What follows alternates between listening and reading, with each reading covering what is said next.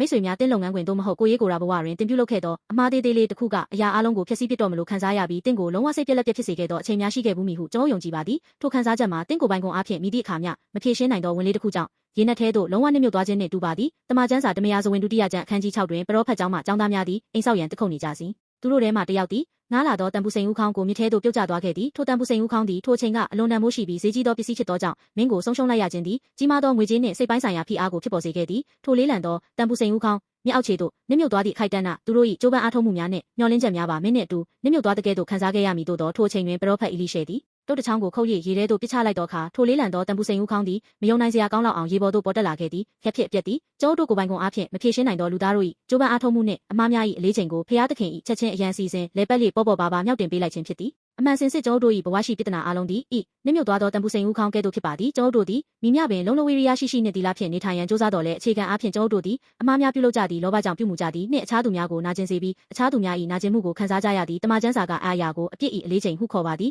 အလေးချိန်သည်တန်ပူစိန်အလေးချိန်ကဲ့သို့အလွန်လေးလံသောကြောင့်ကျိုးတို့တယောက်တည်းမိမြပင်ရုံးကန်နေရစေကျွန်ုပ်တို့ကိုဘဝ၏နှဆိုင်သောမြစ်ထဲသို့ဆက်လက်နှိမ့်မြုပ်စေပါသည်ကျွန်ုပ်တို့ကိုယ်တိုင်မိသည့်အခါမျှရေပေါ်သို့ပေါ်လာနိုင်မည်မဟုတ်ဘဲတစ်ချိန်ချိန်တွင်ကလေးချိန်အားလုံးကြောင့်ကျွန်ုပ်တို့မလွဲမသွေနှိမ့်မြုပ်ရမည်ဟုသောစိတ်ပြအားငယ်မှုဤအရာသည်လူသားခြေနေရိုးသားသောလက်တွေ့ခြေနေဖြစ်သည်သို့သောအီလိရှေသည်ပူစိန်ကိုရေပေါ်ရန်တုတ်တချောင်းကိုပစ်ချခဲ့တဲ့ကဲ့သို့ဖျားသခင်သည်ကိုရောဤတပါးရဲသောသားတော်ယေရှုခရစ်ကိုဤကဘာမြေသို့ဆေလွတ်ခဲ့သည်ယေရှုလက်ဝါးကတိုင်မှအသေးခံခဲ့သောဖြစ်အပျက်သည်ကျွန်ုပ်တို့၏အလေးချိန်ကြီးသောဝင်ထုတ်ဝင်ပိုးများအတိတ်ကအမှားများနှင့်မဖြေရှင်းနိုင်သောအပြစ်၏အလေးချိန်အားလုံးကိုတပြိုင်နက်တည်းကိုရောကိုယ်တိုင်ထမ်းပိုးလိုက်ခြင်းဖြစ်သည်ယေရှုသည်တင်းတို့ထမ်းရမည့်အလေးဆုံးတန်ပူစိန်ဦးခေါင်းကိုယူ၍အနက်ဆိုင်ဆုံးနေရာဖြစ်သောလက်ဝါးကတိုင်နှင့်တည်ခြင်းတည်းဟူသောရေထဲသို့ကိုယ်တိုင်နှိမ့်မြုပ်သွားခဲ့သည်အဘဲကြောင့်နေကျွန်ုပ်တို့ပေါ်တက်နိုင်စေရန်ဖြစ်သည်အဲ့အရာသည်ကျွန်ုပ်တို့အတွက်ဝမ်းမြောက်ဖွယ်တဲ့ဖြစ်သည်ယေရှုသည်ကျွန်ုပ်တို့အတွက်အလေးချိန်အားလုံးကိုယူဆောင်၍နှိမ့်မြုပ်သွားသောကြောင့်ကျွန်ုပ်တို့ရေပေါ်တက်နိုင်သည်ဆိုသောချက်ထိုအရာသည်ဖျားသခင်၏ချက်ချင်းအရန်စီစဉ်ဖြစ်သည်မင်းကိုကျေးဇူးတော်ဟုခေါ်သည်တင်း၏နှလုံးသား၌ယခုနှိမ့်မြုပ်နေသောတန်ပူစိန်ဦးခေါင်းကာဘယ်နေမင်းသည်ပြမဆက်နိုင်သောအကျွေးမဖြတ်နိုင်သောအကျဉ်သို့မဟုတ်ခွင့်မလွတ်နိုင်သောအတိတ်ကအမှတ်ရစရာတစ်ခုခုဖြစ်နိုင်သည်ထိုလေးလံသောဝင်ကိုပြန်လဲဆယ်ယူရန်တင်းတယောက်တည်းရုန်းကန်နေစရာမလိုတော့ပါတင်း၏ဝင်ထုတ်ဝင်ပိုးအားလုံးကိုယေရှုထံသို့ပစ်ချပါယေရှုကိုယုံကြည်ခြင်းဆိုသည်မှာတင်းကိုပိုင်ကုန်အားဖြင့်မိသည့်အခါမျှ